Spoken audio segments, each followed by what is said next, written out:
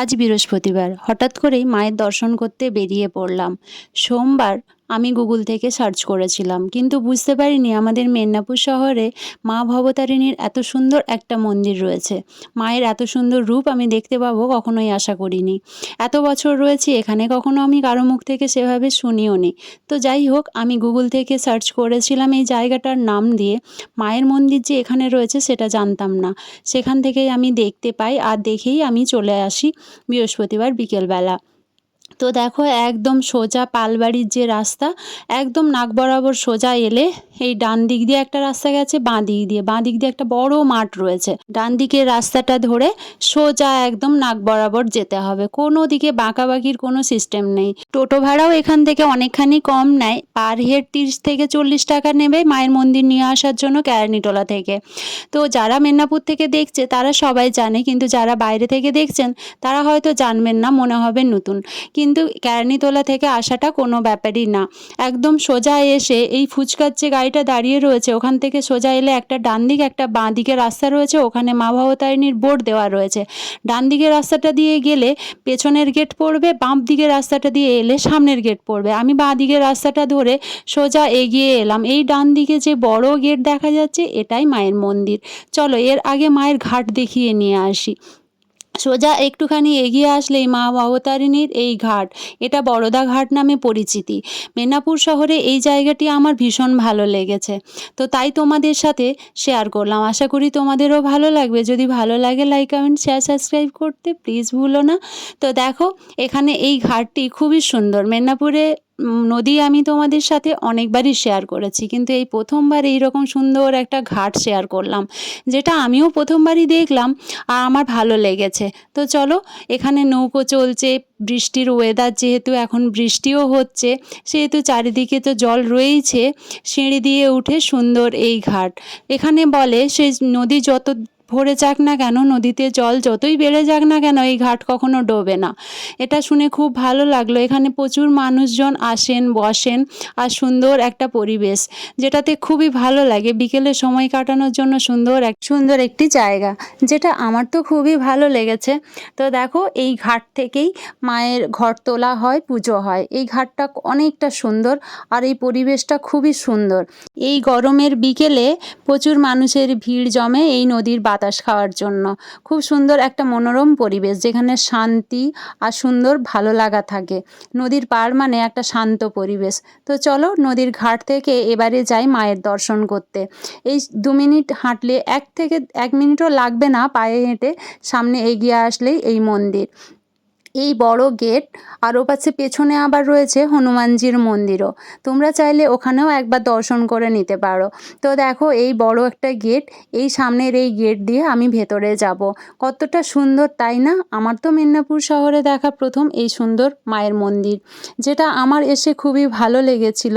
ওখানে সবারই সাথে আমি অনেকটা টাইম স্পেন্ড করেছিলাম। আমার খুবই ভালো লেগেছিল। আমি 2 ঘন্টা থেকে 2.5 ঘন্টা সময় এখানে কাটিয়েছি, যার কারণে আমার তো অনেক ভালো লাগে মন্দির। আর মন্দিরের পাঁচিলের গা গিয়ে এই সুন্দর একটা অপরাজিতার গাছ, যে গাছটাতে ফুল ভরে রয়েছে। আমি হয়তো তোমাদের অল্প পরিমাণেই দেখালাম, কিন্তু পুরো গাছটা বেয়ে এত পরিমাণে ফুল ফুটে রয়েছে, যেটা দেখতেও অনেক ভালো লাগে। আর এদিকে রয়েছে মা মনসা। দেখো, সুন্দর একটা পদ্ম কত সুন্দরভাবে বানানো রয়েছে, মাঝখান দিয়ে মনসার গাছ। খুব সুন্দর না এই জায়গাটা? দেখতে সত্যিই সুন্দর, আর এতটা পরিষ্কার পরিচ্ছন্ন, আমার খুব ভালো লেগেছে। তো দেখো, এই সামনেটা উঠোন থেকে আরেকটুখানি গেলেই হবে। আর এই বাঁ দিকে রয়েছে একটা জবা গাছ। জবা গাছেও প্রচুর পরিমাণে ফুল ফুটে রয়েছে। এখানে রয়েছে অনেকগুলো গাছ, যে গাছের হয়তো আমি নামই জানি না অর্ধেক, তাই সবগুলো বলতেও পারলাম না তোমাদের। তোমরা কমেন্ট করে জানিও তো এগুলো কিসের গাছ। এই যে বড় একটা গাছ, এই গাছের নিচে বসে আমি একটা শটও বানিয়েছি। আর এই বাঁ দিকে ভোলেনাথের মন্দিরের কাজ শুরু হয়েছে। এটা মহালয়ার আগেই শেষ হয়ে যাবে, মন্দিরটি প্রতিষ্ঠিত হবে মহালয়ার দিন। তো দেখো, এই চত্বর, আর এই ঘন্টা বাজিয়ে আমি ভেতরে যাব। এখানে সামনেটা বসার জন্য করা রয়েছে।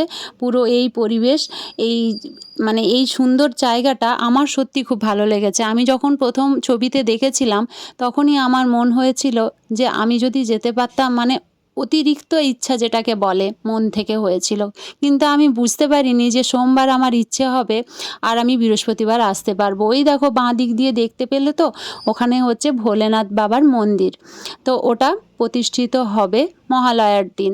আর এই যে মায়ের দর্শন, এখন রয়েছে বিকেলবেলা, লাইটটা জ্বালানো নেই তাই হয়তো অতটা পরিষ্কারভাবে বোঝা যাচ্ছে না। আর পুরো মন্দিরটা সুন্দরভাবে কারুকার্য করা রয়েছে, যেটা দেখে অনেকটা ভালো লেগেছে। আজকাল আর আমি কথা গুছিয়ে বলতে পারি না, তাই হয়তো তোমাদের সেভাবে বোঝাতে পারলাম কি না জানি না, কতটা ভালো লাগবে তাও জানি না। ওই দূরে দেখা যাচ্ছে হনুমানজির মন্দির, এটা খুবই কাছে, এই মন্দির প্রাঙ্গণের পেছন দিক দিয়েই যাওয়া যায়, খুবই সামনে। একজন মানে এই জায়গাটাতে এলে অনেক কিছু দর্শন করা যায়, অনেকটা ভালো লাগা থাকে। এটা মন্দিরের পেছন পোর্শন, যেটা আমি যেভাবে মানে ঘোরা হয় আমি একবার তোমাদের দেখিয়েছি, বাকি আমি 3 বার ঘুরেছি। আমি জানি না কবার ঘুরতে হয়, তো আমি 3 বারই ঘুরেছি আর মায়ের দর্শন করেছি। আমার খুব ভালো লেগেছে, মায়ের এই রূপ দেখে মন যেন ভরে গেছে। সত্যি কথা, আমার জীবনে প্রথম দেখা এই সুন্দর মায়ের রূপ, অসাধারণ। মাকে দেখে না মনটা যেন জুড়িয়ে গেল। সত্যি মা না চাইলে আমি হয়তো আসতেই পারতাম না, এটা মায়েরই ইচ্ছে। আমি পালবাড়ি বলে সার্চ করলাম গুগলে, সেখান থেকেই সুন্দর মন্দির প্রাঙ্গণ দেখে আমার মন ভরে গেল। আর আমি যে এত তাড়াতাড়ি মায়ের দর্শন পাবো সেটা আমি স্বপ্নেও ভাবিনি, বিশ্বাস করো। বলে না, মন থেকে কোনো কিছু চাইলে ঈশ্বর কখনো তাকে খালি হাতে ফেরান না, এটাই তার প্রমাণ। মানে কিছু কথোপকথন তোমাদের শেয়ার করছি। শাড়ি চয়েস করলো, শাড়ি দিয়ে এসলো, শাড়ি পরানো হলো, আলতা সিঁদুর পরানো হলো, তারপরে সূর্যাস্ত। সেদিনটা মনে রাখার মতো, সময় থমকে গেল, সময়টাই থমকে গেল, সময়টাই থমকে। এই কথাগুলো শুনে তোমরা কি বুঝতে পারলে আমায় কমেন্ট করে জানিও, তারপর আমি তোমাদের একদিন ক্লিয়ারলি বলে দেবো যদি তোমরা শুনতে চাও। চলো আমি আরতি দেখে প্রসাদ খেয়ে এবার বাড়ি ফেরার উদ্দেশ্যে। সবাই ভালো থেকো, সাবধানে থেকো, বাই বাই।